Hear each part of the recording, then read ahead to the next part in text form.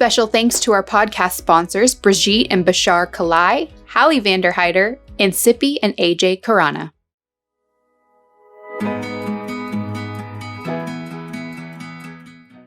At Crime Stoppers of Houston, we believe in safety for all, and to achieve that, it's necessary to have balanced conversations where all are represented. Here's where we come together to do just that. Welcome to The Balanced Voice.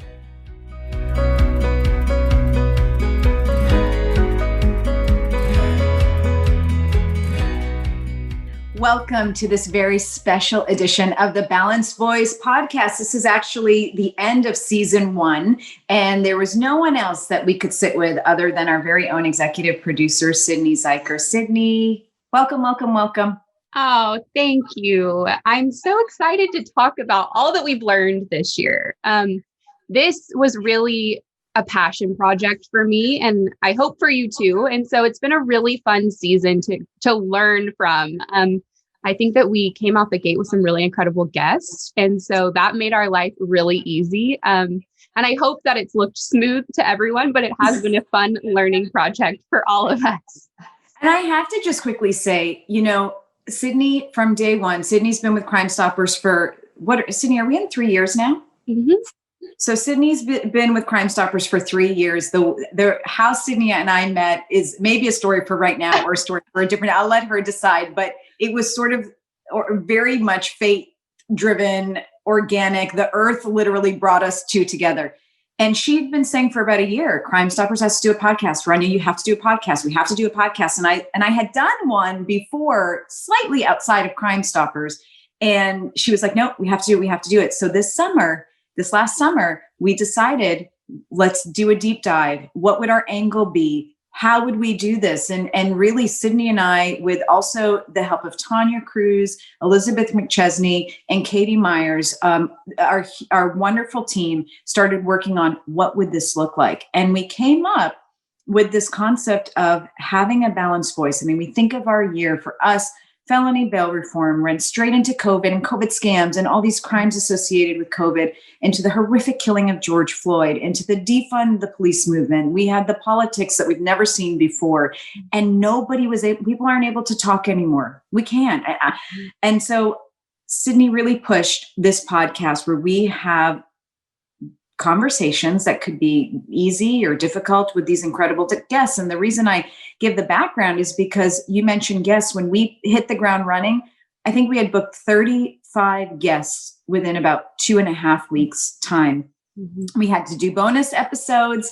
We're already well into season 2 next year. And I want to thank you, Sydney, Tanya, Elizabeth, and Katie, and this whole entire team that's been behind us, Derek, Real News PR in Dallas, for this incredible work. So, I mean, do you want to talk about some of the guests, or how can we wrap this up? Do we want to tell the Home Goods story? I think we have to tell the Home Goods story. So this is actually my favorite story of all time to tell. So I'm really excited that I get to bring this to everyone right now. So I moved to Houston for my husband's job. We were newlyweds, so young. I did not want to move here. I'm an Austin girl through and through. And I was like devastated about having to move to Houston. And we moved here. I was a social worker in an elementary school before we moved here. And so I figured that's what I would do when I moved here. But Houston schools are obviously different than Austin schools. And so I was kind of subbing, kind of not really doing anything and struggling. It was a really hard year for me. And so one day my husband called my mom and said, you've got to come down and help her. Basically, I was a puddle of tears on the floor every day of my life. And so my mom came in town. It was a Tuesday, and literally the night before, I told my husband, I can't do this anymore. We'd been here almost a year. And I said, I tried. I did put in a good faith effort. I really did. I was like, I can't do this anymore. And he said, I agree, and said, I'll start looking for a new job. And so my mom came in town on a Tuesday, and she was like, we've got to get out of your house. At that time, I lived in a 500 square foot, little teeny tiny, almost studio with my husband. And it was just, the walls were caving in on me. That's how I felt.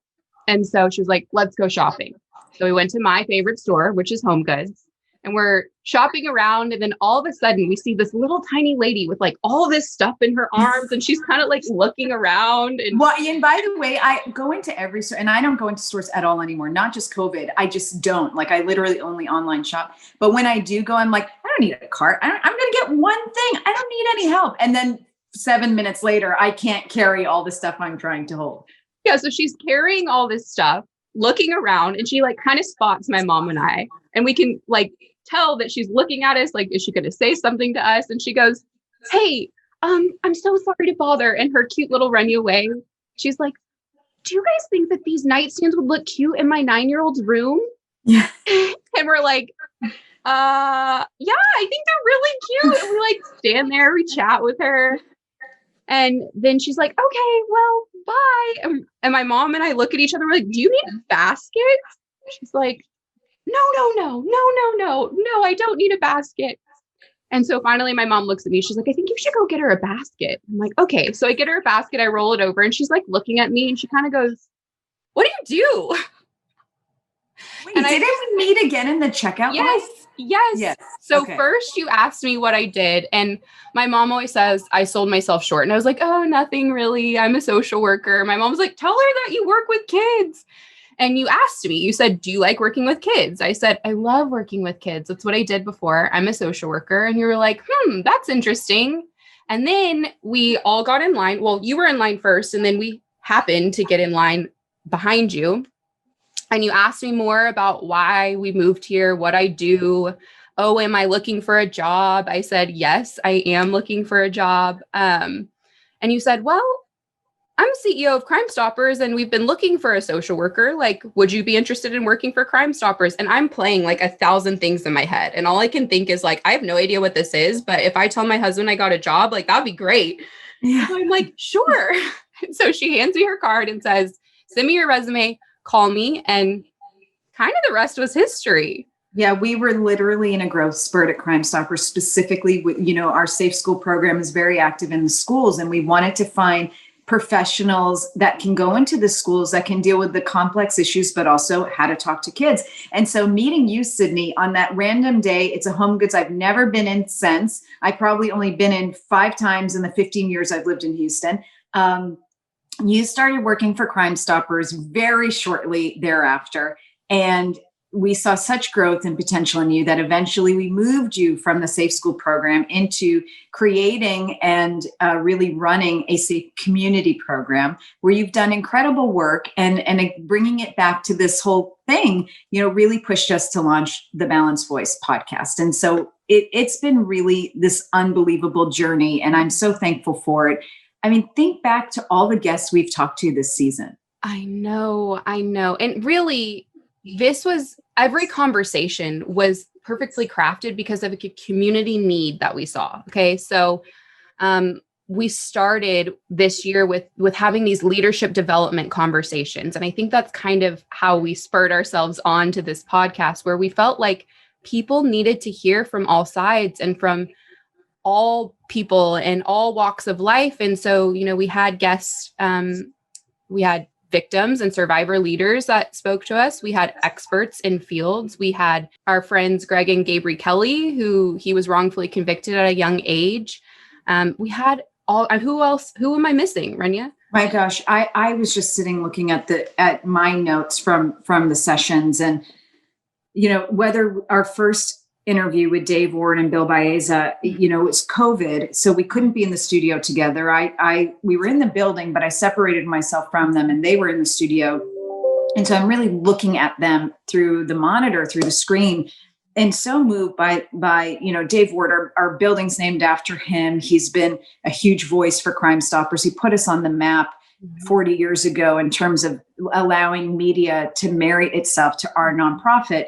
And all the work he's done, and all the people he's, every astronaut, presidents, vice presidents. And here he is taking the time to be our first guest on the Balanced Voice podcast. And we brought in Bill Baeza. They weren't, competitors, except that they were just figure. Dave is an icon, and Bill Baeza had just retired. Also, this beloved man in our community, had been on KPRC forever with Dave Ward, had been on ABC 13 forever, and having them sit the very first time together to do an interview. And it was really compelling to hear about their stories and talk to me about one of these issues that I find really interesting. I've always loved media. I've loved media my whole life, but media has played such a unique role this year in terms of news turning into basically commentary, news becoming extremely divisive, the ability for people to plug in to only the news they want to hear in the way they want to hear it, where the heroes are the people they want to be heroes and the villains are the people they want to be villains. And the fact that we've lost just the facts. And to hear these two giants talk about that was unbelievable to me. And then to go from that to the directors at Nicosi hearing about, Stephanie Powell and as a Black female sergeant, a leader in LAPD who was also charged to manage the Rodney King riots and the inner conflicts she had between, can I be a Black woman in law enforcement? One, two, as a Black person wearing this uniform and the conflicts that presented for her in her own community, but being able to rise above all that and put all the pieces together, which just to me has made me love her so much. To Lena Nielsen with Nicosi talking about social media being the new track. To Salma Awad, who I love, the editor-in-chief of Harper's Bazaar Arabia, who talked, a woman who had Kris Jenner, Kylie Jenner, and Stormy Jenner on the cover of Harper's Bazaar Arabia, this family that lives their life online, that literally coined the term selfie, that have created this whole culture of us sharing our lives online. But she herself, Selma, talked about how much do you pour into the social media? How much do you pour out into it, and understanding limits? I've been very moved by Greg and Gabriel Kelly, your friends out of Leander, Texas. Greg was wrongfully convicted of sexual assault of a minor. Showtime did the series Outcry. There's Jen Holman talking about sex trafficking. I mean, there's so many. Titania Jordan talking about children online. Dr. Jason Campbell and Joy Sewing talking about racism. I can go on and on about how unbelievably packed this season was, ending with John Quinones just last week, who I listened to his podcast 6 or 7 times because I love him so much. It's been unbelievable. It's been unbelievable in that we've had people from so many different areas willing to have really honest conversations with us and willing to listen to us when we have a differing viewpoint. Yeah. I think that is what is so lost in what our country is just longing for this year. And so, and in general. And so it's been really incredible to be able to, even in community presentations, pretty much everyone that I have now, I'm referencing a podcast episode and I'm saying, hey, you really need to listen to this conversation that we had with whomever about this subject. And they're so interested because this is something that's not happening in any other space that I know of, at least. And so I've just been so thankful to all of our guests for their willingness to give of their time and their resources. And that's the other big thing, is that we have learned about so many incredible and very tangible resources for our community members throughout the season. And so while we'll be taking a brief break to catch our breath, spend some time with our families for the holidays, we will be sharing those resources that we've collected over time. And they're things that you can do every single day in your household, or books that you can read, things that you can do to keep your kids safe even. And so check out our Instagram at the Balanced Voice Podcast for all of those. We'll keep them coming throughout the next few weeks. I'm just blown away, honestly, more than I could imagine. And I want you to talk about, Sydney, how people can hear the podcast, because that's a question I get all the time. We don't understand really where it is and how we can listen to it. And then there's the Facebook component. So I want you to talk about that in a minute. But before we flip to that page, we are thanking our podcast guests and our listeners. I mean, Brie Lastly just popped into my head. The fact that she spent an hour with us, when she cried, I cried. My sister, when Brie Lastly talked about almost being killed and not wanting her sister to see her murder, I'm literally sobbing. And my sister called me after and she's like, oh, I would do anything for you. It was such an unbelievable moment that really highlighted so many things we talk about.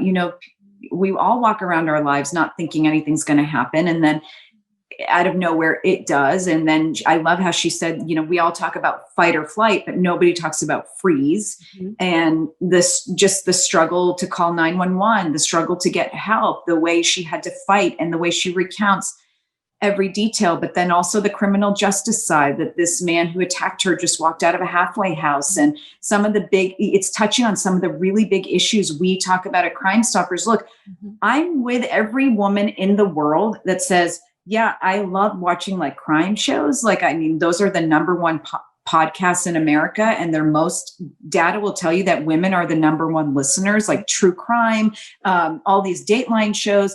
Women are drawn to this, to watch it, but we don't want to turn the conversation internally. We don't want to sit there and say, now, what would I do if a trafficker got near my child? We don't. We want to stay away. I will watch it. If I want to see it, you pause to look at an accident, but I don't want it near me. And so we're here saying, well, let's talk about it and make it personal. And people are like, no. But I've always said, look, public safety and these conversations, it's not scary. It's not paranoid. Put it in the same bucket as your deep dive into anti-aging. Put it in the same bucket as your deep dive into health and wellness.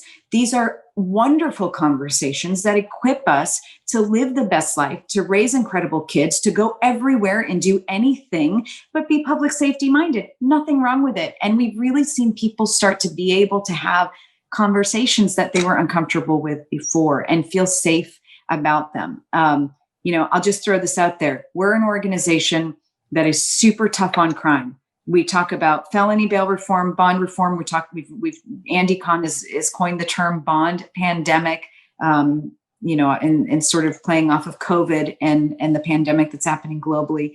But while we can be tough on crime, we also are absolutely against wrongful conviction, which is why Greg Kelly's story didn't just resonate with us. It hit us like a ton of bricks, which is why we had attorney Michelle Tugel on. And now I feel like I'm saying her last name wrong. I'm always like Teagle. I'm always like Michelle. Remind me. And I have the worst name in America, but Teagle on, who used to defend criminals, and she would say, maybe they're a criminal, but they deserve the right for a fair trial, speedy trial, and adequate punishment. And we agree. Mm-hmm. If people were following the news, Brandon Bernard was the 9th person executed last week. He's in Indiana. Kim Kardashian, like her or not, I really respect the position she's taking on some of these issues. And people will tell me, oh, I'm sure you're happy he was executed. And it's like, no, we can be tough on crime. He committed a crime when he was young. We think punishments are warranted, but they have to be fair. And we have to pour into rehabilitation, and we have to pour into communities when kids are young, so they don't choose a life of crime. And I'm not for the killing of somebody who has rehabilitated their life and has the potential to do wonderful things. So can we have all those conversations, or are we not allowed to? I think we're allowed to. And that's what the Balanced Voice podcast is about. I think we're allowed to, and I think we're leading the way. And at least for me as the executive producer, that's why it's been so important for me to add in, really concrete research components. Like, really, what does the data say? Really, what are the experts in this field finding? So that we can back all the sides of what we're saying, and even bring different opinions to the forefront, even sometimes different opinions of what you might expect Crime Stoppers to be saying. I think people are sometimes shocked at our responses and our answers. It's been cool too to have people send us, I want to hear about this, and this. We've had a lot of moms weigh in and say, look, what do we do about, everybody can say don't have your kids be online, but it's not feasible. And we understand that. Mm-hmm. So how do you navigate? What do we really talk about with them, and how do we keep it safe? So we've had somebody come on, he'll be coming up, and Sydney can tell us when he's coming up. But we've had a really, really interesting podcast with a psychologist in this area who's with the Menninger Clinic. And it's so much. We are a community. This is a community driven podcast. It's by the community, for the community, with unbelievable people behind it. Sydney, for those who still don't understand, how do you watch or view the podcast? So our podcast is both audio and visual, which makes it a bit unique, but something that we love because we get to be a little more creative with our production. The visual component of our podcast premieres on Crime Stoppers of Houston's Facebook page every Wednesday at 10 a.m. So what that means is that you can watch us. So if you want to see our faces, if you want to see our guest faces, and we often have added visual elements on it, you can go to our Facebook page at 10 a.m. You can watch it. We would love to have you interact with us in real time. Usually both Rania and I sit in the comment section and we can respond to your questions or comments. And, if you have something that you'd like us to talk more about, we are always there to chat with you at that time. You can also find the visual component on YouTube after the premiere. So if you want to go to YouTube now and look for the visual component of an episode that we've had in the past, you can do that. And then, of course, we drop the audio only version for every episode at midnight, the night before the visual podcast airs, in an effort to get anyone who likes to listen to the podcast on their way to work or while they're getting ready in the morning. So you can go to Google Podcasts, you can go to Apple Podcasts, you can go to Spreaker or Spotify. Anywhere where you're going to listen to a podcast, we are there. We are the Balanced Voice Podcast with Rania Mankarious. And you can find any of our episodes there, even our bonus episodes. So that's how it works. It's funny. My parents every week, they're like, we don't know how to watch this or listen to it. And I'm like, oh God, I don't either. No, Sydney, you've done an incredible job. Real News PR has done an incredible job out of Dallas. What are you most excited for next season? I'm really excited to answer questions that we've gotten. We have a big database, or I've created a database for myself of questions that I've received, guests that we've wanted to have. And we have some really cool people that I've actually discovered through school. I'm also in school.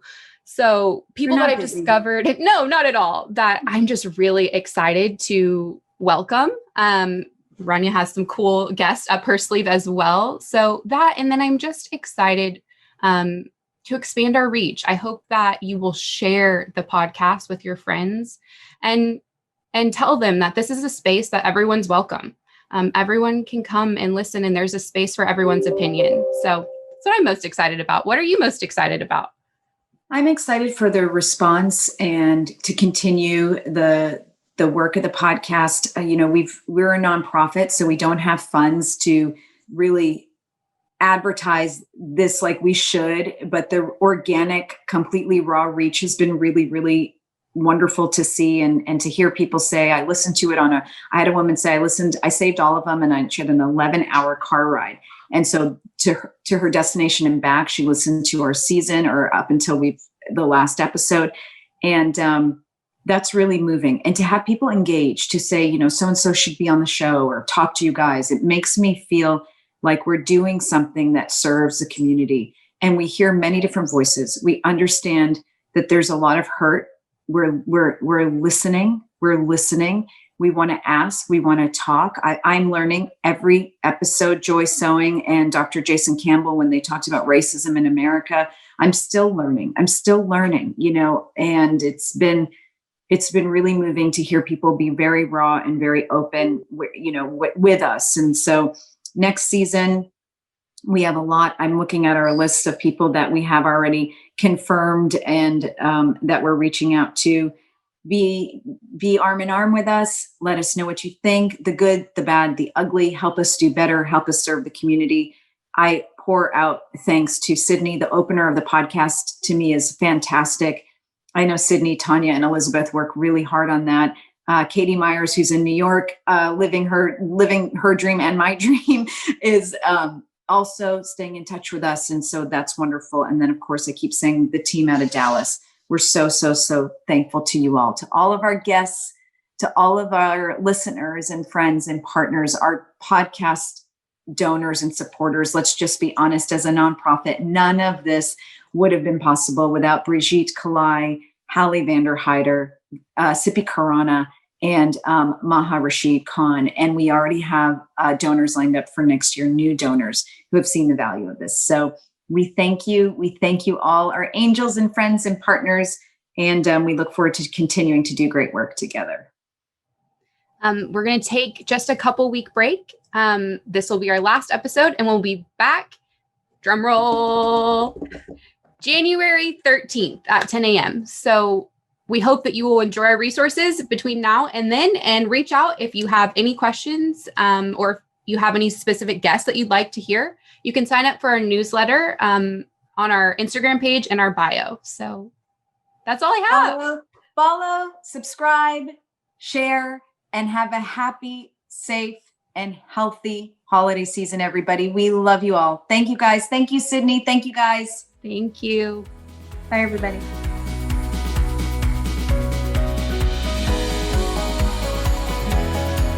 If you missed anything from the show, check out the show notes at thebalancedvoicepodcast.com. This episode was edited and mixed by the team at Real News PR. Our executive producer is Sydney Zuiker. Our advising producer is Katie Meyer.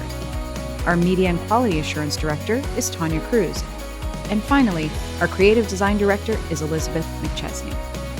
To find out more information about Crime Stoppers of Houston or to get involved with our prevention programming, please visit us at crime-stoppers.org. You can find us on Instagram at The Balanced Voice Podcast, and you can find me online at The Rania Report.